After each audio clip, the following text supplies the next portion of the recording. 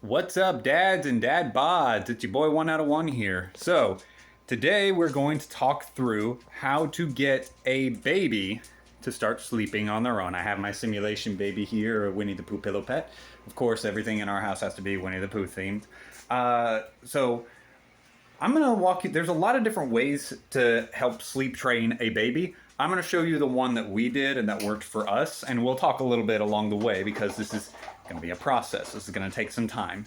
So, first thing that you're going to want to do is you're going to want to figure out a routine that helps the baby to settle down. Now, normally this process takes place somewhere between the 3 to 6 month mark. For us, it ended up being closer to 6 months to where we could get him to that point.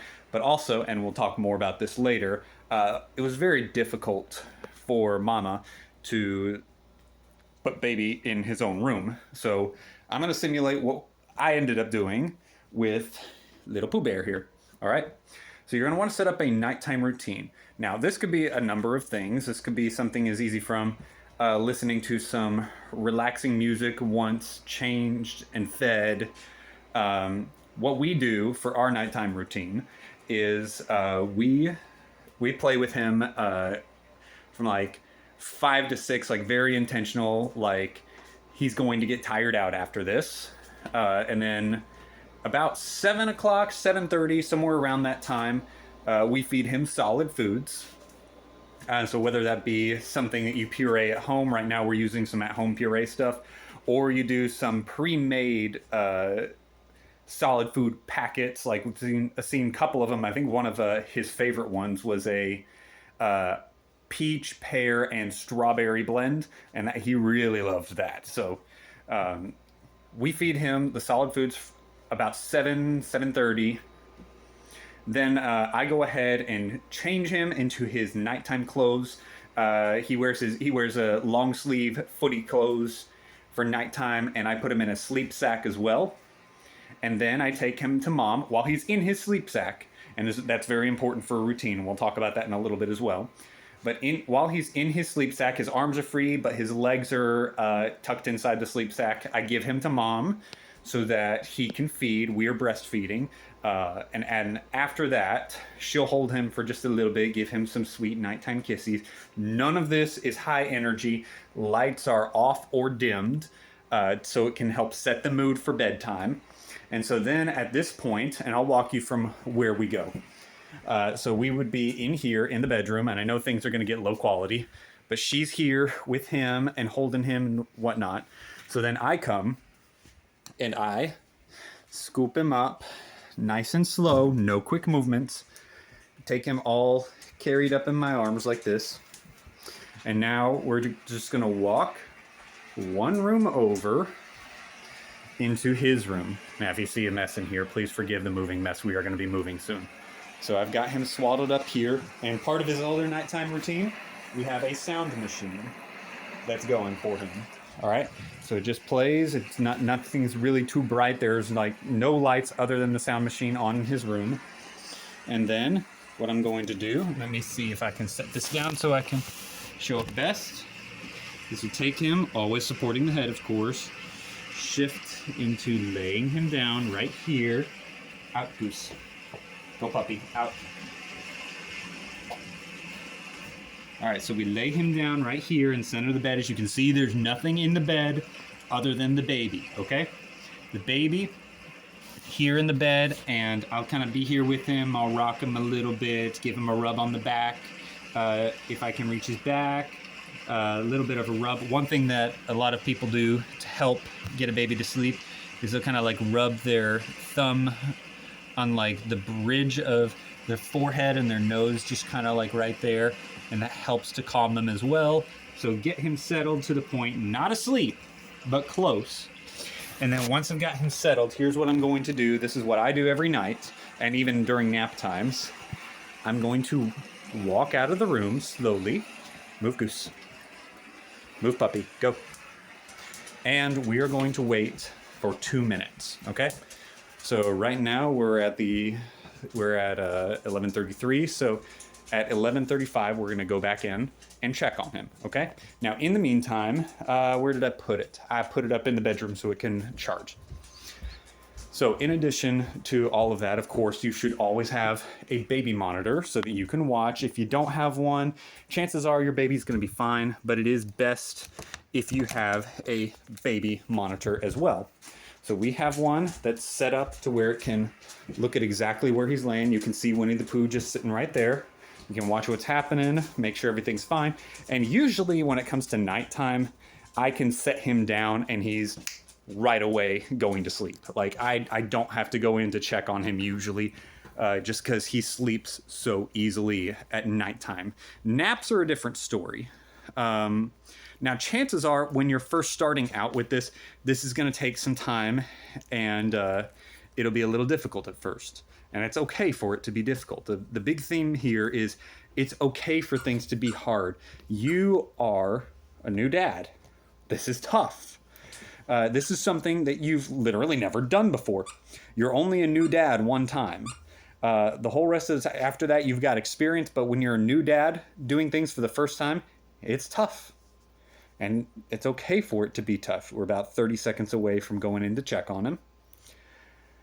So at this point, if you're doing this for the first couple of nights, for us, it took me about 2 days, but he was long ready to go into the room. And during the next break, we'll talk about that a little bit. So we're still checking on him, making sure that he's okay. Obviously, Winnie the Pooh's not moving, and if it's nighttime, our sweet Ollie isn't moving either. All right, so let's see. It is now 11:35, so it's time to go check on the baby. We'll walk back in. As you can see, we're in the opposite end of the house. We're still keeping an eye on him, but we are removed pretty far away where he can't see us. All right, so we come in here. Let's say he's a little fussy. We go, hey baby, it's okay, sweet guy. You can help kind of like rock him. I'm not picking him up. Notice I'm not picking him up, but I am here. Like I'm giving him some physical touch so that he knows that I'm here. I'm speaking to him in a hushed tone and just being like, it's okay, baby. It's time to go to sleep. And I'm going to stay in here for no longer than 2 minutes. Any longer than that, he's going to feel like he's being rescued and that this is not bedtime. So you just want to stay in somewhere between 1 minute to 2 minutes. I only do 1 minute, but if you want to do 2 minutes, no big deal there. Just come in, say hello. It's okay, buddy. I'm going to rub the back of his head just to comfort him and let him know it's okay. And once I've got him, either moderately settled or we get to the 2 minutes, I'm going to walk out again. Okay? After that, we're going to wait now 5 minutes. See, this is part of how the training works. The time in between visits is now increasing. We start with 2 minutes. Now we go to 5 minutes. Right now, let's take a look at our time. It is 11:36.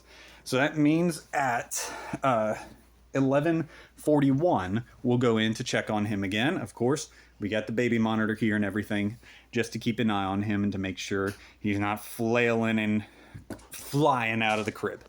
All right, now something to tell you dads about. This may or may not be the case for you. I don't know what the normal thing is, but for us, I was the one that had to and still has to do the sleep training. And multiple mothers that I've talked to have said this. It is physically painful for them to hear their baby cry. There's something about the way that our bodies are designed that human mothers feel physical pain when the baby cries. And this is a good thing for the baby because that means that mom is going to want to go check on the baby. She's going to want to go take care of the baby. For breastfeeding mothers, the boobs are getting ready. There are physiological changes and things that happen in a woman's body when the crying happens. And so you can imagine that if right now, this entire time, baby on our first night has been screaming a lot, this is going to be very difficult. And I knew it would be very difficult because even at the mention beforehand of sleep training, she was very hesitant. So one day while she was at work and I had a work from home day, I sleep trained him through naps. It's not the recommended way to do things, but I knew that was going to be our best shot at sleep training him. And then sure enough, he was ready enough that I could lay him down in his bed and he would sleep late in his own room later that night, and it worked.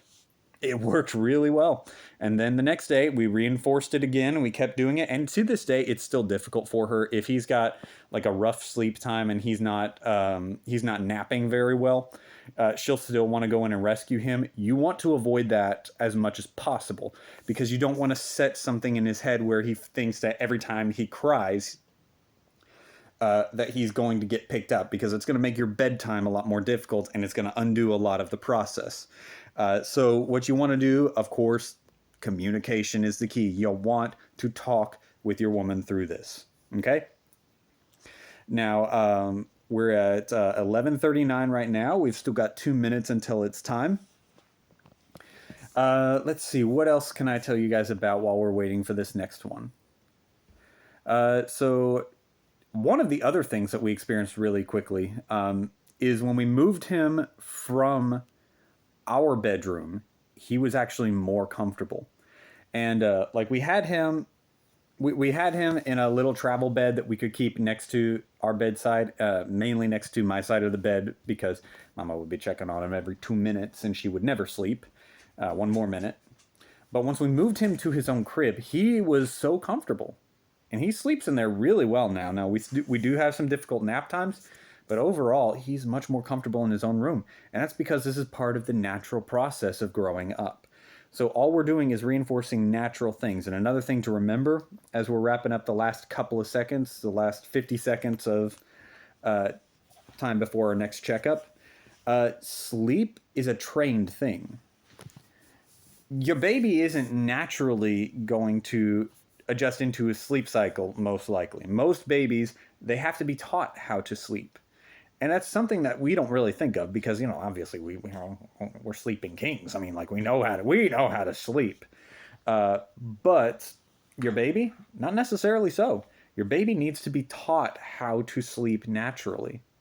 And that can be something that's really difficult to kind of wrap your head around, but I believe that perspective really helps a lot. So when I learned that the sleeping process is a learned thing and not just like a natural instinct thing, that helped me realize, so it really is important how I reinforce sleep behaviors. All right, so we're at the 5-minute mark now. So now we're going to come in, we're going to check on him. And now I would say unless the baby is colic, chances are probably baby is starting to get a little sleepy. If the baby's been screaming for the past 8 to 9 minutes, baby is going to be quite tired and ready to go to sleep. So we're just going to rock and be here with. Something else to keep in mind, if you're at this point, you've probably heard this already because babies cry. But one thing about babies crying is if they cry enough, puppies, get out. If they cry enough, you will hear them just kind of like, not necessarily like hyperventilating, but the way that they cry, if they cry enough, they'll kind of create a spasm. And that happens in us adults too. It's perfectly normal. Of course, if you're really worried about anything, go check with your doctor, your pediatrician. But so far, like at this point, chances are baby should be settling down. So we're going to get baby all calm and reassured that we're still here. All right. And so you know how last time we went from 2 minutes to 5 minutes? Now we're going to go to 7 or 8 minutes. I do 7 minutes. We're going to close it in, walk out, and just do the same routine. And you're going to keep doing it like this, I would say up until 12 minutes. If the baby is still scream crying after 12 minutes, it's probably time to go in and to make sure, baby's doing all right. Maybe pick up baby and start the routine over again. Because if you hit the 12-minute checkup mark and the baby is still screaming, let's see how long that would be. Let's see. If we did 12, 20, 30, we're talking over 40 minutes of the baby screaming. It's time to go in and to try to help settle the baby for longer. And it may not be time for baby to be sleeping in their own room yet. Or you may have a colic baby and things are difficult. But no matter how difficult it is, keep in mind that it's okay for it to be difficult. It's okay for things to be hard. This is really difficult, especially for a first time dad or a first time mom. You're learning how to do something you've never done before. Keep that in mind. If you are a first time dad, you are becoming something you were not before. You are going from having no experience in this area to, in 1 year's time, you're going to know exactly what to do. Okay? Especially for you dads that want to be involved. For those of you who live with mama, your experience might look a lot like what mine is. For those of you who don't, you may not do the sleep training stuff, but you'll find ways to get involved and to stay active. And you'll realize that as you learn these things, the next time that the next baby comes around, you'll have a better grasp of it. You won't be as stressed. Things will be different. But for that first time, it's going to be a learning curve. And of course, like this is only one of the sleeping methods. Another one is the cry it out method. And I'm not super thrilled with the cry it out method. This is where you just like put the baby down and then you don't walk back in. It's not my favorite because you want to help reinforce that comforting, nurturing aspect of the parenting. But at the same time, there's no long-term studies. Well, there's either no long-term studies or there's conflicting long-term studies that are not conclusive that say that like this causes a problem. Now, there's really not like a consensus that the cry it out method causes any major issues. It's not the one I prefer. That's it. So if you do the cry it out method with your baby where you set them down and you don't do the couple of minute check-ins on them, you're not a terrible parent. You're not, okay? Now you're a terrible parent if the baby's been scream crying for 3 hours and you refuse to check on them. There's a problem there. But if the baby cries for 14 to 15 minutes and you don't go in during bedtime, it may not be the worst thing in the world. I would prefer you do some checkups, but I mean, long-term studies, it doesn't show major deficits. And that's really the big thing to keep in mind. And this is one of the things that we were told in the hospital. Babies are tougher than you think. I mean, obviously there are things that you should do or don't do for them that can cause some serious issues. But if you're taking care of the baby's regular needs, that baby is going to grow. Your baby is built to survive and grow as long as you take care of its basic needs, as long as you're feeding, changing, cleaning, doing all of the things that it needs in order to survive. Baby is built to grow. So, and now we're going to pop this out and take a look. Baby's asleep. Very good. So we're going to keep this on, but we'll plug it up. But for now, we've got some time to ourselves. And usually, this is another important thing. Best baby times, or best times for babies to go down for the night would be somewhere between 7:30 and 8:30. You want to keep it close, and you want to keep it at the same time. You want to create a normal rhythm for the baby because it kind of like a dog. Dogs thrive on structure. Babies thrive on structure.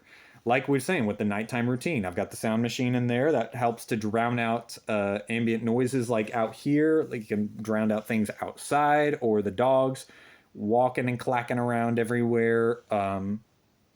If you and mama are having some special time to yourselves, it helps to drown things out so the baby's not startled awake and isn't interested in things. It helps them to be able to calm down. All right.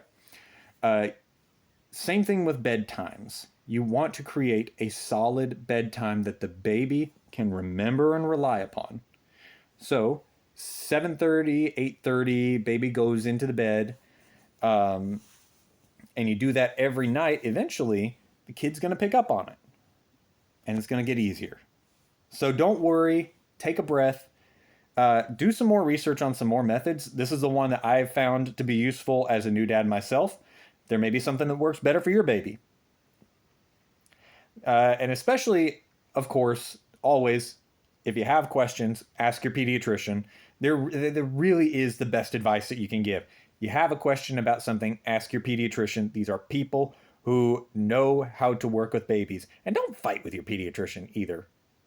I mean, unless your pediatrician is telling you to give your baby cyanide pills, don't fight with your pediatrician. They literally have they literally have doctor degrees for working with babies. Okay, so listen to what your pediatrician says and use them as a valuable resource. So for right now, that's all that I've got for you guys. I'm going to go ahead and power this off, and I'm going to move the Winnie the Pooh from the baby's bed because Mama's going to think that's really weird if there's just like a Winnie the Pooh pillow pet just laying in the baby's bed when she's trying to put him down for a nap. All right, I want to thank you guys for tuning in. I will see you guys later, and let me know if there's some things that you guys want to learn in the comments. I would be very happy to give some suggestions, and I'll bring some suggestions from a dad's group that I'm a part of on Facebook. So I'll see you guys later. Peace out, homies.